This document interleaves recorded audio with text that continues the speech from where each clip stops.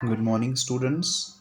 From today, we are going to start our new chapter, that is the electromagnetic waves. Okay, since this is a completely a theoretical chapter, so we are going to study in the PDF format only. Okay, so basically, what do we mean by the term electromagnetic waves?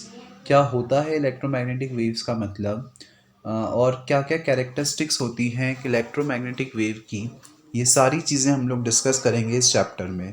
Okay, so first of all, to understand the electromagnetic waves, let us know that what do we mean by the waves. Right, electromagnetic wave समझने से पहले हम एक brief discussion कर लेते हैं कि waves का मतलब क्या होता है. Right, so first of all, students, you might have already studied the waves in earlier classes as well, that the disturbance produced in any material medium is called wave. It is of following two types.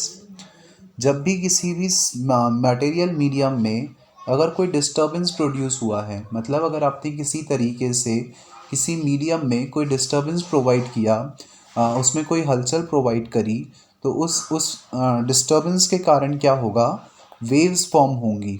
Right, so whenever a disturbance is produce in any material medium, then the waves are produced. और ये जो waves होती हैं वो दो type की होती हैं, मैकेनिकल और electromagnetic. Okay, so first of all discuss करते हैं कि what do we mean by the mechanical waves. The waves which are produced in any material medium is called mechanical wave. ऐसी वेव्स जो कि मटेरियल मीडियम, मतलब कि जिनको travel करने के लिए एक मीडियम की रिक्वायरमेंट होती है, या जो किसी मीडियम में ही प्रपोगेट हो पाती है, मीडियम में ही प्रोड्यूस हो पाती है, ऐसी वेव्स को हम बोलते हैं मैकेनिकल वेव्स. राइट, मतलब मैकेनिकल वेव्स जो होंगी वो वैक्यूम में जनरेट या प्रपोगेट नहीं हो पाएंगी. उनको हमेशा ट्रैवल करने के लिए किसी न किसी मीडियम की ज़रूरत पड़ेगी, whether it be a solid, liquid or gases. So mechanical waves are again of two types, longitudinal and transverse. जो मैकेनिकल वेव्स होती हैं वो अगेन दो टाइप्स की होती हैं. सबसे पहले longitudinal. The waves which consist of contraction and rarefaction are called longitudinal waves. ऐसी वेव्स जो कि कॉन्ट्रैक्शन और रेयरफैक्शन के फॉर्म में ट्रैवल करती हैं, जैसे कि फॉर एग्जांपल ये कॉन्ट्रैक्शन, फिर जब दूर दूर हुई तो वो रेयरफैक्शन, फिर अगेन कॉन्ट्रैक्शन, फिर दूर दूर रेयरफैक्शन. तो इस तरीके से अगर कोई वेव ट्रैवल कर रही है तो ऐसी वेव को हम बोलेंगे लॉन्जिट्यूडनल वेव, जिसका एग्जाम्पल आप ऑलरेडी जानते हैं, साउंड वेव. जो साउंड वेव होती है वो कॉन्ट्रैक्शन और रेयरफैक्शन के फॉर्म में ही ट्रैवल करती है, and that's why it is an example of longitudinal wave. Now, the second type of mechanical wave is the transverse wave. If the motion of particles of waves is such that it is perpendicular to the direction of propagation of wave, then it is called the transverse wave. Suppose motion, particles का motion किसी एक certain direction में हो रहा है और जो wave का प्रोपोगेशन है वो किसी परपेंडिकुलर डायरेक्शन में है, तो इस तरीके से जो वेव्स जनरेट होती हैं और प्रोपोगेट होती हैं, उन वेव्स को हम बोलते हैं transverse wave. Right, so when the direction of propagation of wave is perpendicular to the direction of motion of the particle which is being shown by x-axis, then that kind of waves are said to be the transverse wave. I hope this must be clear to all of you. So mechanical waves हम लोगों ने already discuss कर ली. अब जो second type की wave होती है, that is the electromagnetic wave. तो इलेक्ट्रोमैग्नेटिक वेव्स क्या होती हैं वो चीज़ डिस्कस करते हैं. Initially the concept of electromagnetic wave was given by James Clerk Maxwell in 1865. तो सबसे पहले जो इलेक्ट्रोमैग्नेटिक वेव्स का कंसेप्ट है वो किसने दिया था? James Clerk Maxwell. He was a scientist. Maxwell आप लोगों ने सुना होगा. Maxwell was a scientist. उन्होंने 1865 में इसका कंसेप्ट दिया था. According to Maxwell, when a dynamic charge oscillates, then it emits electromagnetic waves because these dynamic charge having accelerating motion, so it can produce electric and magnetic field both.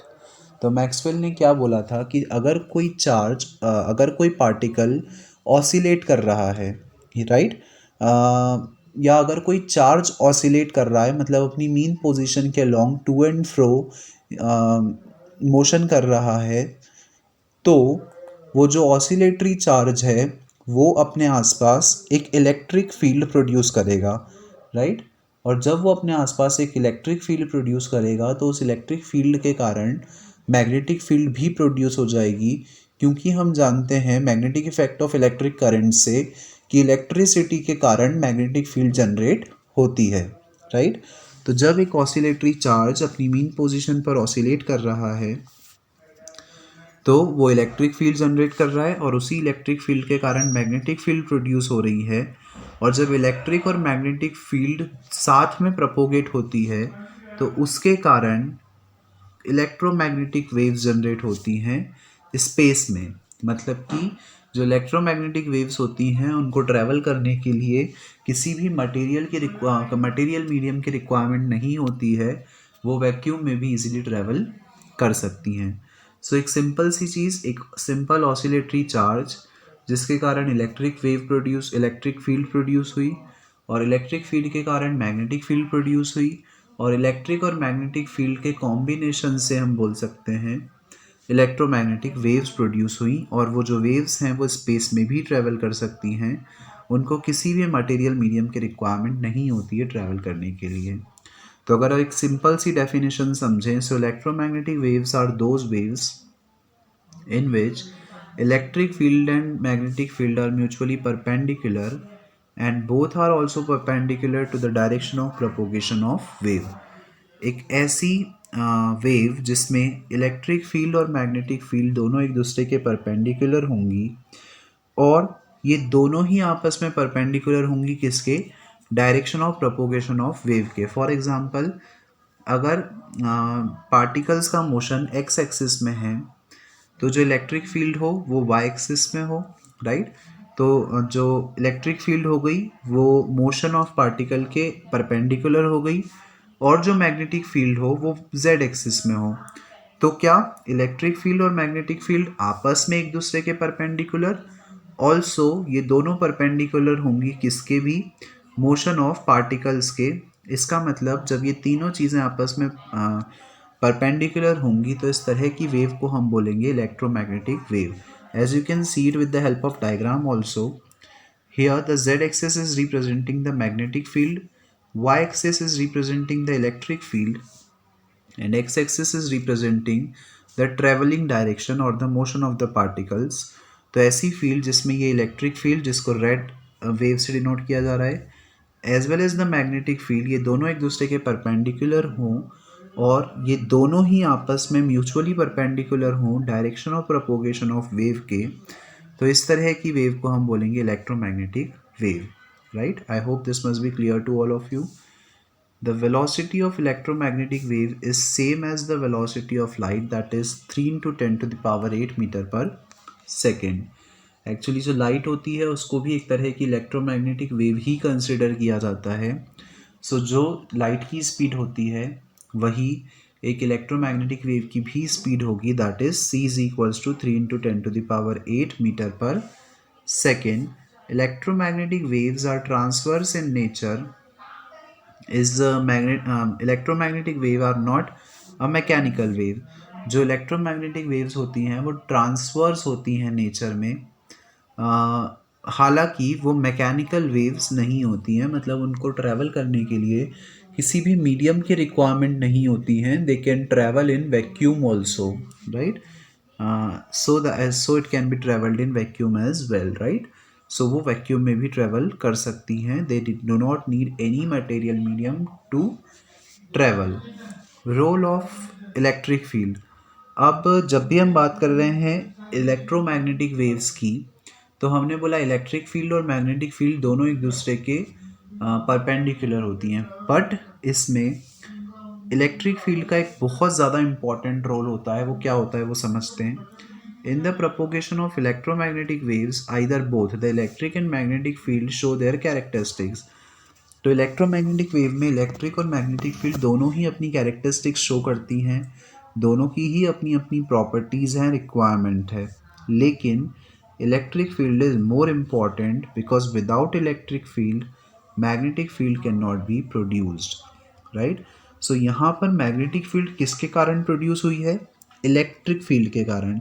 आपने अलग से magnet नहीं लगाए हैं, अलग से कोई मैग्नेटिज्म क्रिएट नहीं किया है, right.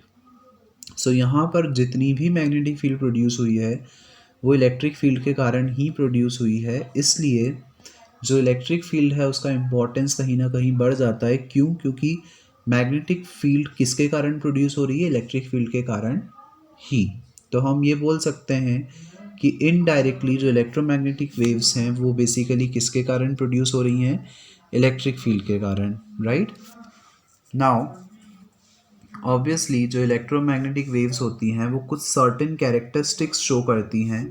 What are those characteristics? We are going to discuss these characteristics in detail here. Electromagnetic waves की कैरेक्टरिस्टिक्स क्या होती हैं वो चीज़ समझते हैं। First one, in electromagnetic waves electric and magnetic field are mutually perpendicular to each other and also perpendicular to the direction of propagation of wave. ये चीज़ हम ऑलरेडी डिस्कस कर चुके हैं। In the definition also we have discussed कि ऐसी waves जिसमें electric और मैग्नेटिक फील्ड एक दूसरे के परपेंडिकुलर हो और ये दोनों ही परपेंडिकुलर हो direction of propagation of wave के भी, तो ऐसी फील्ड को हम क्या बोलेंगे? Electromagnetic waves, right? Now since electromagnetic waves are the radiation, so it does not need any material medium to travel. It is not a mechanical wave, right? That is why जो electromagnetic waves होती हैं उनको travel करने के लिए किसी भी medium की रिक्वायरमेंट नहीं होती है। दे can travel in vacuum also, right. Vacuum मतलब जहाँ पर एयर भी नहीं है, कोई भी मीडियम नहीं है, स्पेस में भी दे can travel in any medium और in the absence of any medium as well. Electromagnetic waves are generated by accelerated oscillatory charge. So electromagnetic waves जो हैं वो किसके कारण प्रोड्यूस हो रही हैं?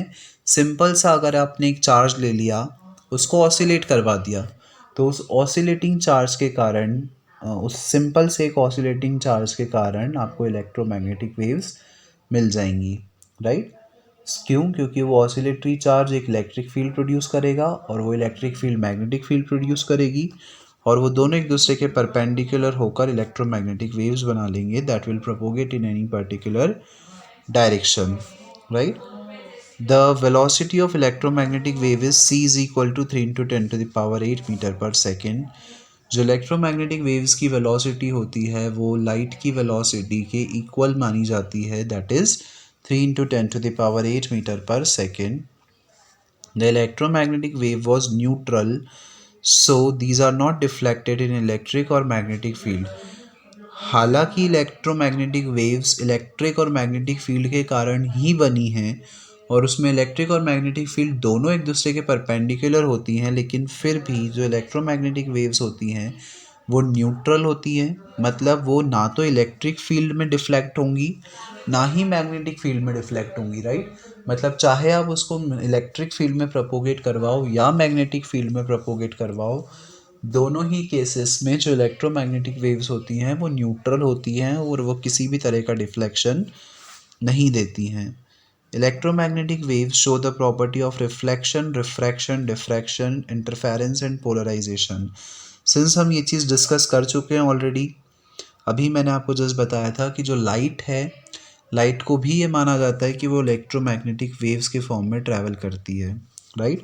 तो जब लाइट इलेक्ट्रोमैग्नेटिक वेव्स होती है तो सिंस लाइट में हमको ये सारे फिनोमिना देखने को मिलते हैं, तो इलेक्ट्रोमैग्नेटिक वेव्स में भी हमको ये सारे फिनोमिना देखने को मिलते हैं ना, राइट।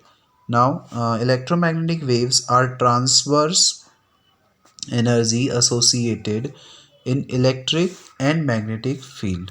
जो इलेक्ट्रोमैग्नेटिक वेव्स होती हैं वो ट्रांसवर्स एनर्जी होती हैं जो कि इलेक्ट्रिक और मैग्नेटिक फील्ड से एसोसिएटेड होती है, right. Now electromagnetic waves are transverse in nature, ये चीज़ हम ऑलरेडी डिस्कस कर चुके हैं. Electromagnetic waves exert pressure on the object come in its path. अगर इलेक्ट्रोमैग्नेटिक वेव के रास्ते में कोई ऑब्जेक्ट आ रहा है तो जो इलेक्ट्रोमैग्नेटिक वेव्स हैं वो उस ऑब्जेक्ट पर प्रेशर क्रिएट करती हैं. मतलब they can we can say that they are capable to displace the object from their path if the size of the object is quite less, right? अगर object का size कम है तो जो electromagnetic waves हैं वो उसको अपने पाथ से हटाने का काम भी कर सकती हैं by applying the pressure on them, right? Electromagnetic waves carries momentum. जो इलेक्ट्रोमैग्नेटिक वेव्स होती हैं उनका उनमें मोमेंटम भी होता है. Means we can say that they have some mass as well, and since they are moving with some velocity, so mass into velocity, उनका कुछ ना कुछ मोमेंटम भी डेफिनेटली होता है, राइट? अब इलेक्ट्रोमैग्नेटिक वेव्स की हिस्ट्री के बारे में पढ़ते हैं कि किस तरीके से इलेक्ट्रोमैग्नेटिक वेव्स की डिस्कवरी हुई, किस तरीके से हम जान पाए उसकी कैरेक्टरिस्टिक्स के बारे में, और कैसे हम उनकी डिटेल्स को समझ पाए, किन किन साइंटिस्ट का इसको समझने में कंट्रीब्यूशन था. ये सारी चीज़ें हम लोग डिस्कस करते हैं.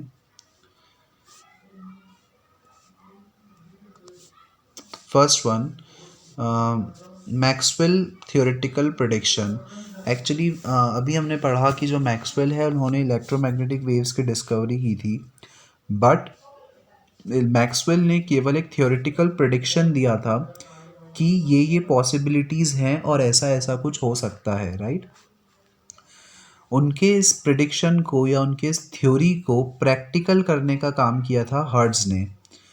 सो मैक्सवेल ने सिर्फ एक थियोरेटिकल प्रेडिक्शन दिया, और जो उन्होंने थियोरेटिकल प्रेडिक्शन दिया उसको प्रैक्टिकली प्रूव करने में हर्ट्ज का बहुत बड़ा हाथ है. In 1865, James Clerk Maxwell developed a concept of electromagnetic wave. 1865 में उन्होंने इलेक्ट्रोमैग्नेटिक वेव का कंसेप्ट दिया था. According to Maxwell, a time-varying accelerated oscillatory charged particle produces an electric field and electric field produces a magnetic field. So वही चीज़ जो मैंने आपको अभी बताई, मैक्सवेल ने क्या बोला कि अगर आप एक टाइम वेरिंग फील्ड में एक ऑसिलेटरी चार्ज को रख देते हो तो जब वो जैसे जैसे वो चार्ज ऑसिलेट करेगा तो वो अपने आसपास इलेक्ट्रिक फील्ड प्रोड्यूस करेगा, और जब उसके आसपास इलेक्ट्रिक फील्ड प्रोड्यूस होगी तो इलेक्ट्रिक फील्ड के कारण मैग्नेटिक फील्ड भी प्रोड्यूस होगी, और वो इलेक्ट्रिक और मैग्नेटिक फील्ड मिलकर इलेक्ट्रोमैग्नेटिक वेव्स बनाएंगी, और इस तरीके से इलेक्ट्रोमैग्नेटिक वेव्स जो हैं वो जनरेट होती है और वो इसी तरीके से प्रोपोगेट होती है. From the above experiment Maxwell concluded that the variation in the electric और magnetic field will produce electromagnetic disturbance in space. और उन्होंने क्या बोला कि अगर हम इलेक्ट्रिक और मैग्नेटिक फील्ड में किसी तरह का डिस्टर्बेंस प्रोड्यूस कर दें तो उस डिस्टर्बेंस के कारण क्या होगा, इलेक्ट्रोमैग्नेटिक वेव्स प्रोड्यूस होंगी, राइट? क्योंकि हमको पता है कि किसी भी मीडियम में अगर हमने डिस्टर्बेंस प्रोवाइड कर दिया है तो वेव्स जनरेट होती हैं. इसका बेस्ट एग्जांपल हम समझ सकते हैं वाटर. सपोज रिवर में वाटर भरा हुआ है, आप जैसे ही उसमें पेबल फेंकोगे तो क्या होगा, वेव्स प्रोड्यूस होंगी, राइट? सो इसी तरीके से अगर हम कोई भी फील्ड कंसिडर करें या कोई भी मीडियम कंसिडर करें तो जब हम उस मीडियम में डिस्टर्बेंस प्रोड्यूस करेंगे तो उस डिस्टर्बेंस के कारण वेव्स प्रोड्यूस होती हैं, which possesses the property of waves. So electromagnetic disturbances जो प्रोड्यूस होंगे उन इलेक्ट्रोमैग्नेटिक डिस्टर्बेंसेस में वेव्स की प्रॉपर्टी होंगी जिनको हम इलेक्ट्रोमैग्नेटिक वेव्स बोलते हैं. These waves can travel without any medium with the speed of light named as electromagnetic waves. तो ये जो वेव्स होती हैं वो किसी भी मीडियम में ट्रैवल कर सकती हैं लाइट की स्पीड से, राइट? जिसको क्या बोला जाता है, इलेक्ट्रोमैग्नेटिक वेव्स भी बोला जाता है. There was only the theoretical prediction of Maxwell. Later on, it was practically demonstrated by Hertz in 1888. तो the same thing that I have just told you कि मैक्सवेल ने इस चीज़ का केवल एक थियोरेटिकल प्रेडिक्शन दिया था केवल एक थ्योरी बताई थी कि ऐसा पॉसिबिलिटी है कि ऐसा हो सकता है, बट उस चीज़ को एक्सपेरिमेंटली प्रूव करने में, एक्सपेरिमेंटली परफॉर्म करने में बहुत बड़ा हाथ है था हर्ट्स का। और ये कहा जा सकता है कि जो इसका प्रैक्टिकल डेमोन्स्ट्रेशन है वो हर्ट्स ने ही दिया है, राइट। सो हर्ट्स का एक्सपेरिमेंट बेसिकली क्या है और कैसे इलेक्ट्रोमैग्नेटिक वेव्स को उन्होंने प्रैक्टिकली एग्जिस्टेंस उसको प्रूव किया, वो समझते हैं। In 1888, Heinrich Rudolf Hertz first experimentally performed the existence of electromagnetic waves. 1888 में Heinrich Rudolf Hertz, इट्स इस फुल नेम, उन्होंने क्या किया था, इलेक्ट्रोमैग्नेटिक वेव्स के एग्जिस्टेंस को प्रूव करने के लिए एक एक्सपेरिमेंट परफॉर्म किया। His experiment was based upon the fact that oscillating electric charge radiates electromagnetic waves। उनका जो एक्सपेरिमेंट था वो किस चीज़ पर बेस्ड था कि कोई भी ऑसिलेटिंग चार्ज जो है वो इलेक्ट्रोमैग्नेटिक वेव्स प्रोड्यूस करता है। He devised the system of oscillating charge for producing electromagnetic waves in the laboratory। और उन्होंने लैब में एक ऐसा सिस्टम तैयार किया जिसमें उन्होंने एक चार्ज को ऑसिलेट करवाया और उस चार्ज के कारण उन्होंने इलेक्ट्रोमैग्नेटिक वेव जो हैं वो प्रोड्यूस करी लैब में। उनका जो एक्सपेरिमेंटल अरेंजमेंट है that you can see here, his experimental arrangement looks like this. अब इसमें कौन कौन सी चीज़ क्या क्या है और उनका क्या काम है वो सारी चीज़ें हम लोग देखते हैं। सो एक्सपेरिमेंटल अरेंजमेंट, हर्ट्ज का एक्सपेरिमेंटल अरेंजमेंट क्या था वो समझते हैं। Hertz experimental arrangement is shown in the figure above. In the experiment, P1 and P2 are two metallic sheets which is connected to a copper wire R1 and R2.